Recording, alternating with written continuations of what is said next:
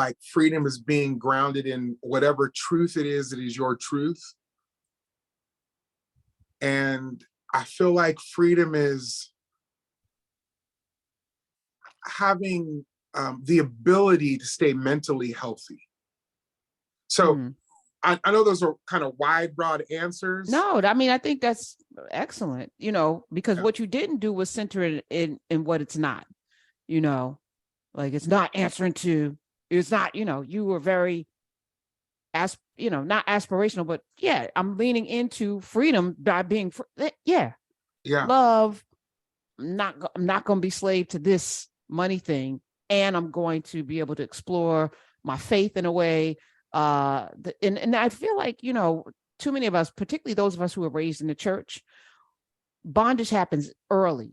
There's a scene in Emancipation in its first 10 minutes, because that's as far as I got, where there's like this really brutal thing happening where Will Smith has been snatched to.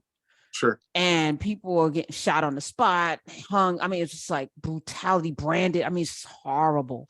And they have somebody preaching the Bible as people are going, Black man. They sent Nat Turner out to do that, right? Because they understood that if we could get this word, and twist it around, because, even the demons know the Bible. Right. They know the word, right? Then we can control the masses. But unfortunately, Nat Turner kept turning pages. It's like, wait a minute. Right. Wait a minute. Okay. That's us, Moses and them. Okay. We're supposed to be free by any means necessary. Okay. All right. Thank you. But he was supposed to go out and preach the docility of, slave to your master and all of this stuff. And it worked, because today someone, you can't wear pants. Can't have a woman in the room. Woman knows her place. God go get you, And my thing is, no matter what you believe, and I believe deeply for the record, but I'm also going to be that irritant. The free will, like I feel like the thing that I read most when I was young, that God gave us free will. Why would you take that away from somebody? If they want to freely go, if you think they're going to hell, well, I'm supposed to, the Great Commission, what did it say? What the Great Commission say? What did it really say? Did you read it? Did you follow the example? How Jesus, he said, if you go 2 by 2, somebody ain't trying to, you knock the dust from your feet, keep it pushing. You ain't going to come there and knock on their door again next week, Jehovah's Witnesses. Knocking on my door. Form a relationship. Come on now. Like, I'm saying, stop knocking on my door every week. If I said what I said, then knock the door. That's what the Bible's like. I'm just like, even that, well, you can't have an abortion because God said he gave us free will. Did he appoint you, the person, to take it away? Jesus wasn't going around doing that. Since we're talking about the Bible for a second, and we all know as we're listening, not everybody uses the Bible as their core center focus, but just for the sake of this conversation, we're talking about it. I think the thing that I missed the most when I was, became a teenager and started, found faith, the thing that I missed the most that I appreciate now more than ever. And when I almost get emotional thinking about it, is I didn't understand grace. I didn't get it. I didn't understand grace. And to be really honest with you, I still don't really understand grace because grace is way beyond our understanding. And I'm be real with you, Karen. I don't want to serve a God that I understand. I don't want to serve a God that I know, that I figured out. You know what I'm saying? Come on. I still want questions. I still want to get to wherever I get after death is done and go, oh, you're here.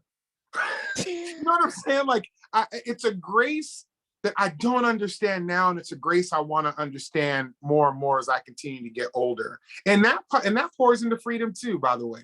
It really does. Amen. Grace is knowing that Tyler Merritt roots for where we go? What's about to happen? Okay, did you root for that Tom Brady guy? But I love you anyway. That's great. You know I'm gonna give you grace on that. Somebody blew me up on Twitter. You will still be back on the show. Somebody already blew me up on Twitter about it. I know. Already. That's why I leaned in, because that's what grace looks like. You still family. Yeah, we all fall short. That said, Deion Sanders fell short on and I wasn't rooting for his demise at all, and it's not about him, but I feel like the decision to go to Colorado, go with God, should have happened after the Celebration Bowl. You usher, you leave. I don't care what that team did. We're not children. You're an adult who is the shepherd of this university, of this program, and you leave in a way that elevates the conversation. He left with some stank in it, I feel, and he didn't have to. What would they say? You say yes now, Negro, you don't get the check. They could have waited a week or two. You could have waited a week or two. You absolutely could have and should have. So you go into a bowl not really their coach anymore. And apparently on the sidelines, he didn't even talk to his team, which, is interesting. So he went into the game, didn't huddle with them for the whole game. And then when his son bailed him out, and the other son got the penalty, ironic. So one son sent him to the overtime. The other son got the penalty that let North Carolina Central get close enough to score the go-ahead TD. And then the 5-star two-way player missed the second to last potential touchdown catch, that Hunter guy, right? And then the last catch dropped by the white guy.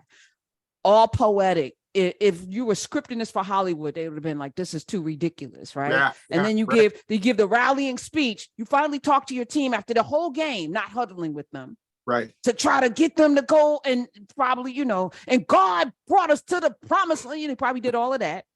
And to leave in that kind of way, it's like you can't make this stuff up. But I feel like in his spirit, he knows this, because he's a God-fearing man. Right. You know what, like people like karma only works if you have a conscience.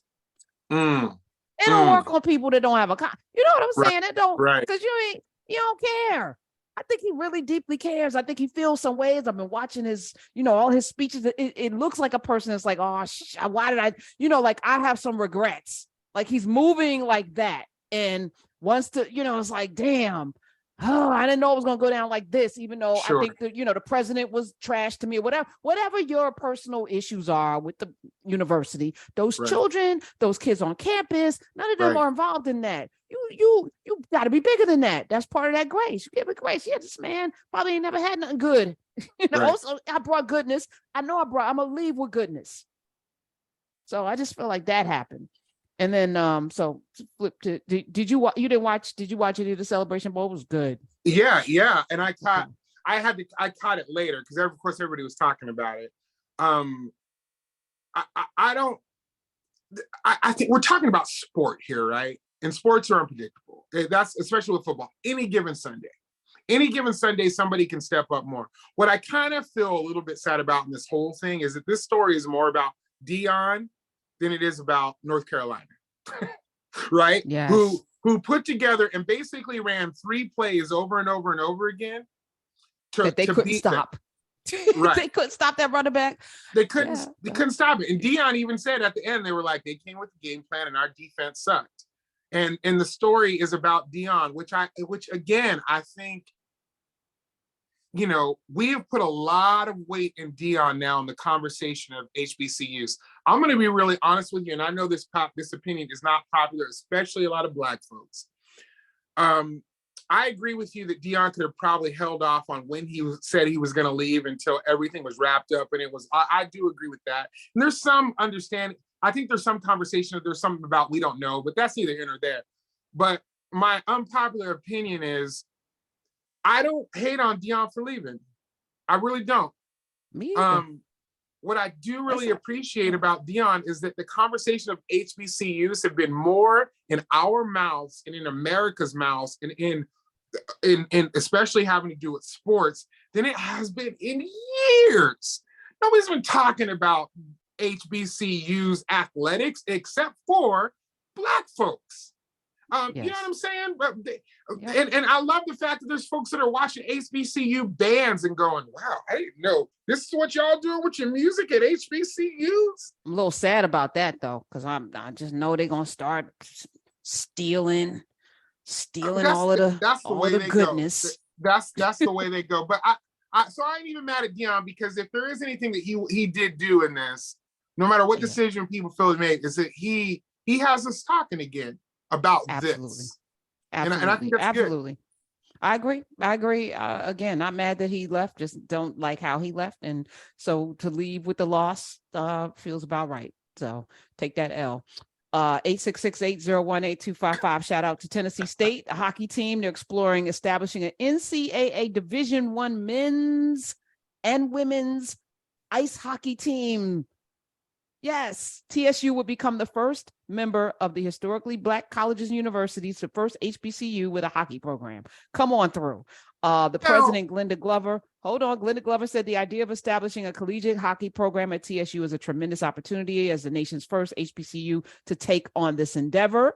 This allows us to expand the sport, increase diversity, introduce a new fan base. NHL and the NHL Players Association Industry Growth Fund will examine the viability, also in the investment. The Nashville Predators and the College Hockey Inc., which is a nonprofit dedicated to promoting NCAA Division I men's hockey. They're also supporting the effort, considering that ice hockey was invented by Black people in Nova Scotia, 1815, Black people who escaped bondage here in America. Some who fought on the side of the British during the Revolutionary War ended up in Halifax, up in that area, and decided, we need a pastime. And they started the first hockey leagues were formed in Canada by Black people. Google search, please, get your life. Yeah, listen, I'm gonna say this. Google search all you want about Black people in hockey, but white people taking that over. All right. Of course. So here's my question. Okay. Here's my genuine, first of all, I live in Nashville. So if anybody wants to hate on what I'm about to say, come at me. I live here. I've been on TSU campus. I have a great relationship with them. Here's the deal. Are we really going to have Black folks playing hockey on TSU campus? Or are we going to be bringing in white folks and get that hockey money? And basically, because right now, I'm telling you, people already know, this too at HBCUs, they give minority scholarships. So there's white folks over at TSU that got on the golf teams and stuff. Yeah, I'm gonna say they need to get Black. If the goal is diversity, then y'all need the NHL is involved. Then get the Black kids on ice skates. They know how to skate. Let's go. And it was get the ball, get the little puck into the net. We know how to do that. But that's what I'm talking about. If this is what TSU is going to do, if they're actually using it to introduce Black folks in, let's keep it real. I ain't even gonna lie to you. I showed up to a Preds game. I started getting to Preds probably about 10 years ago or so. I showed up and that was when PK Subban was on the Preds, and people loved this Black dude out there. He was the only Black dude out there, and I ain't even lie. I was like, I didn't even know this is what we did. But he was like our rock star, and he ain't here no more. I mean, I think he's retired now, but we don't have representation in this sport that are motivated. Not because we're not capable, because we don't have access. Ice hockey is expensive too. It's not like basketball. We can just find a net. Yeah, you need the blades, you need the outfits, you need the undergarments. I'm sure there's all of the sticks and there's a lot that goes into having and hockey, you need the weather. It's not accessible. Black folks, let's keep it 100 in the United States. You got Detroit, you got Michigan, we don't typically gather towards the cold weather states where we don't. Where we're pulling out and playing out in the sidewalk on the ice. That's not usually us. Right. But if TSU that's why Nova really Scotia, wants but to it can invest be. the money, I feel like the way the Koreans took over golf. There's money to be made. We ain't got to get our brains bashed in on the football field all the time. Like, let's go. 866-801-8255. That's why I love that J.R. Smith, who has been really entertaining these last few weeks, is playing golf. Yeah. At North Carolina A&T, or is it North Carolina State? No, I think it's A&T. J.R. Smith, the former NBA champion, is playing golf. Yes. Steph Curry is a great golfer as well. And, let's not even talk about Tiger Woods, but this is a sport that's non-contact. You ain't got to worry about CTEs. And there's money in it for those. And it's put a ball in a hole. Come on. Right. Put a ball in the hole. We could do that. We could do that. We should have more black tennis players too. We really talking about it. Well, Serena and Venus have given us everybody. It's like Coco and Naomi, but yeah, on the men's side too, there's Tiafoe, what's his name? Tiafoe. Right. I'm saying that's one of those sports, in my opinion, that we could really make some forward movement on. And we did it on the female side. Do not get it twisted. And there are little girls coming up in that. But I think that's one of the sports too. I'm just saying, you bringing up golf.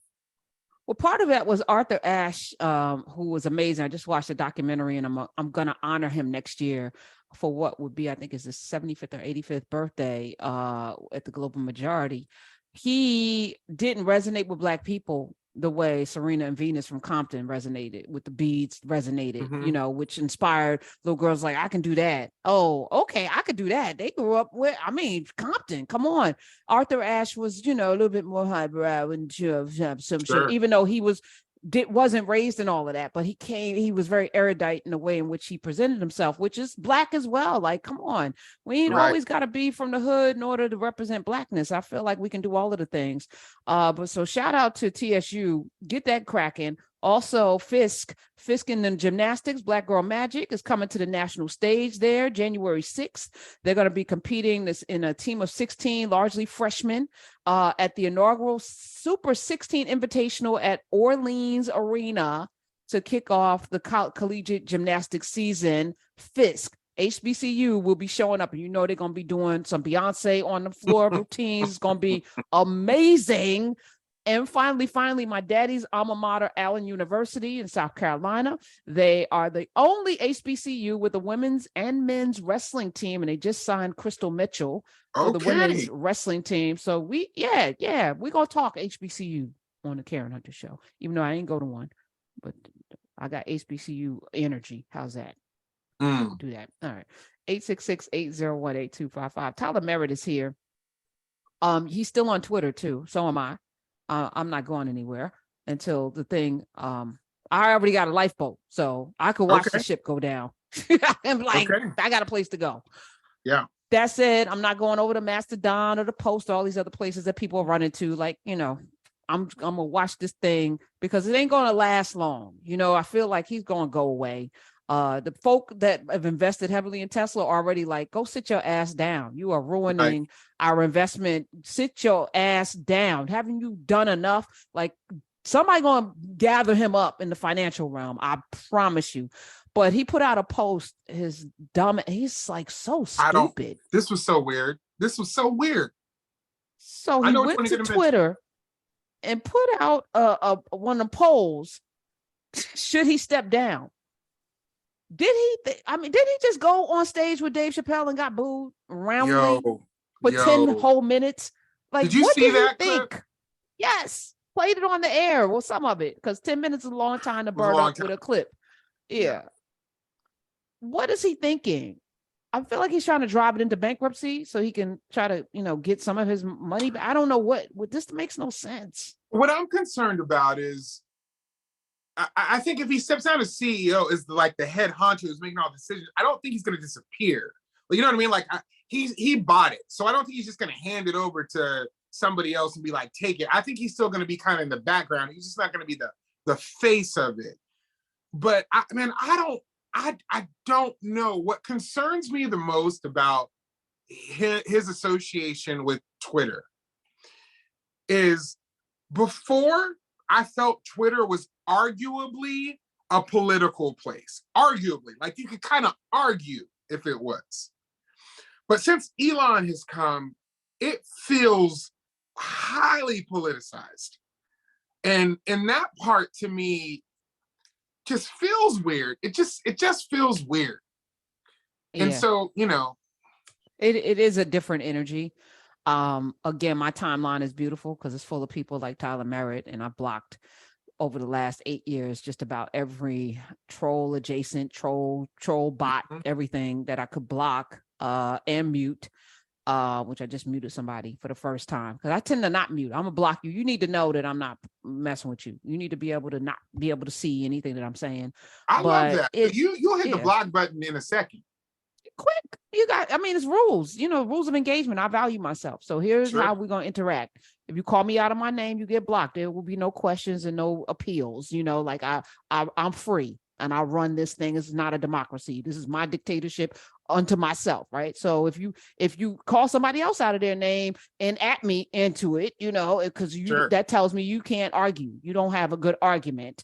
So it's just very simple. I don't have a lot of rules. We're going to be able to talk.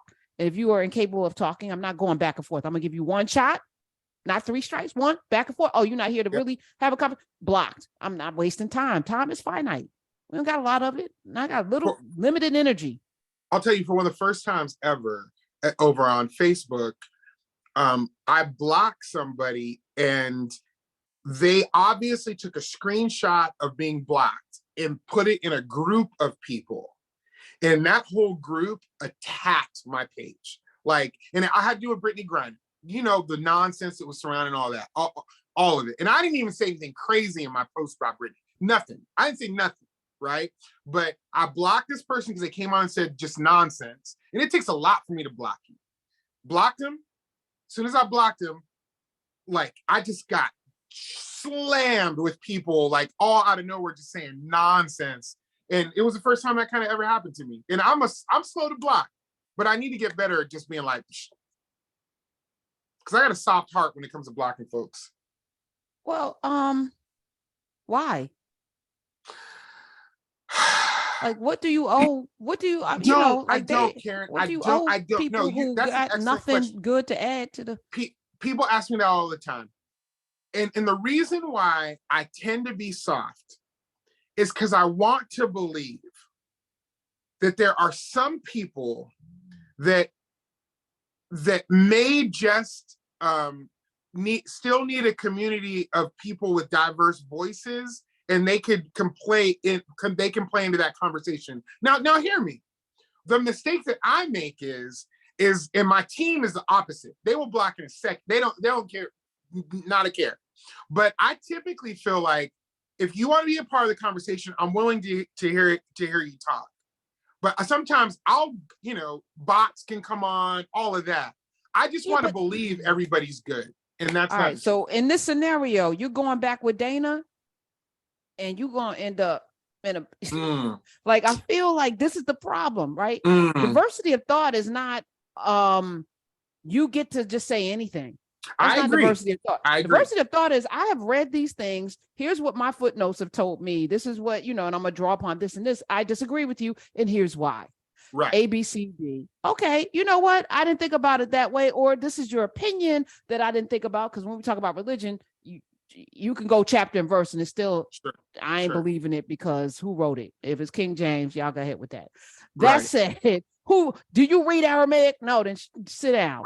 Greek? No. Okay. Then somebody told you that. I want to believe that people are coming to the conversation with that mentality. And that's just not the case.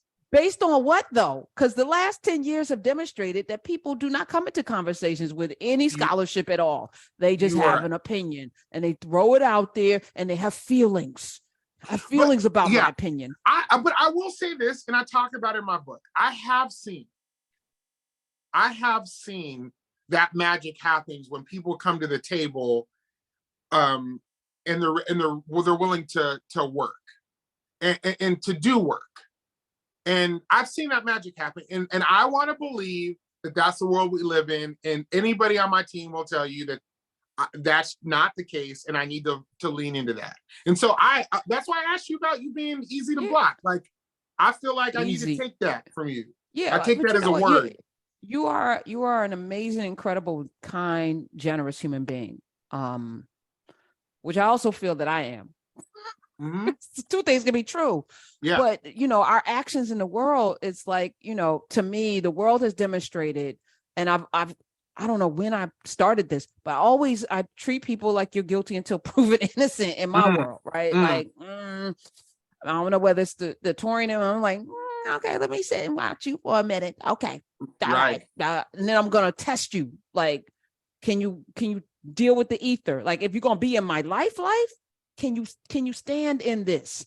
And once you can, then it's it's butterflies and puppies. But It ain't just, you don't just get to be in this realm just Yeah, because you want just to because. be, there's got to be more to it. I just feel like, yeah, no, interaction with you is valuable.